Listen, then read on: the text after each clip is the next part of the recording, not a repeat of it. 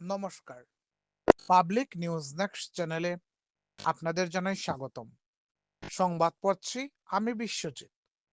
অদ্ভুত ঘটনা, ধলাই প্রাথমিক স্বাস্থ্য কেন্দ্রে মঙ্গলবার দুপুরে এক মুন্ডহীন নবজাতকের জন্মের ঘটনাকে কেন্দ্র করে তীব্র চাঞ্চল্যের সৃষ্টি হয়।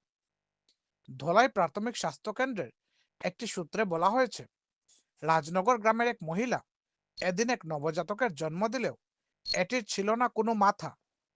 মুন্ডহীন নবজাতক, তবে তার শরীরের অন্যান্য অঙ্গ প্রত্যঙ্গগুলো যথারীতি ঠিকঠাক ছিল।